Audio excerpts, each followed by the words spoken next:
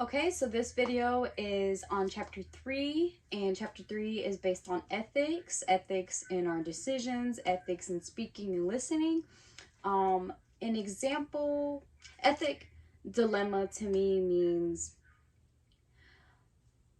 a, a time where someone has to make a decision between two conflicting choices that seem to be right. So let me give you an example. The example from the textbook is whenever explained, let's say you believe that stealing is wrong. No doubt. You are against stealing. You've never stolen a day in your life. But you feel sympathetic for a mother that is stealing food for her 4 starving children. At that point, you're kind of conflicted between the two choices, going against what you completely believe in, and at the same time feeling sympathy and wondering if it's as wrong for a mother like that to have to do the same thing. Another example I can give you, a personal one. 2 jobs. You have 2 jobs you're applying to, maybe more than 2, but you have the 2 top jobs. And the first one you go to, you get interviewed and actually offered you a job, and you accepted, thinking you weren't going to get asked anywhere else. But you don't start for another couple weeks. Say you go to the second job and you apply and you get interviewed as well. You like the second job 10 times more, the environment, the employer, whatever the case may be.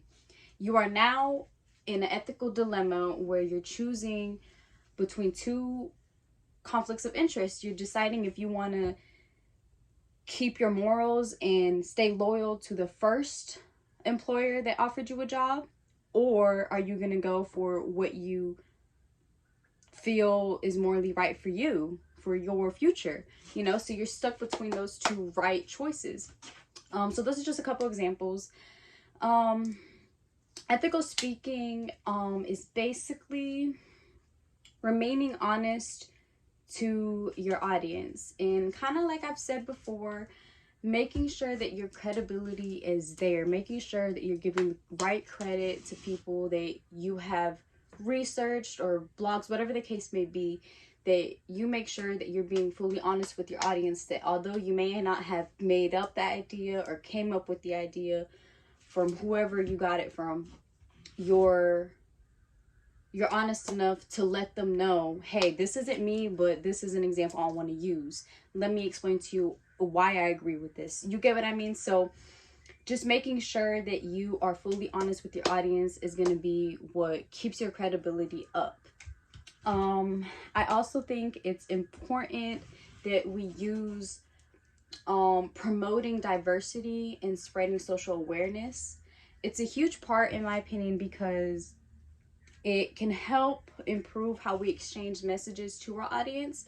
It can help, I feel like, give not personal experiences, but it just helps involve the audience into wanting to, a whole point of a speech is to want to leave a message, leave an impact on the audience, and doing those things, or just thinking of it, even if it's small examples, to show awareness and talk about various people in the group will bring everybody into inclusiveness.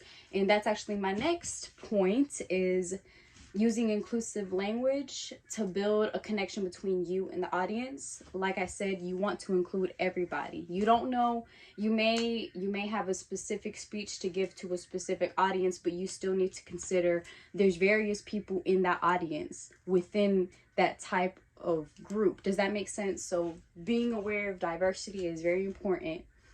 And I think it's really important to also remember that as public speakers, we have the opportunity always as a public speaker to spread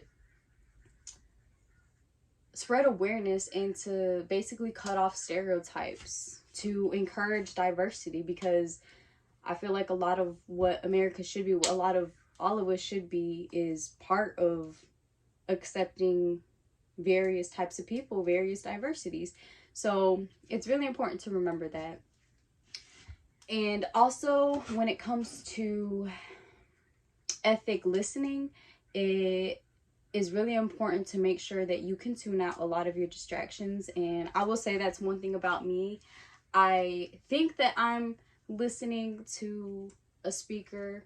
I think I'm doing effective listening, but after reading the text, I kind of understood what I need to work on to effectively give the speaker my full attention, and to also be able to give back feedback, whether that's constructive criticism or it's positive feedback, saying, you know, like, I really appreciate how you did this, I like how you mentioned this, but constructive criticism is just something you need to be careful on. But overall,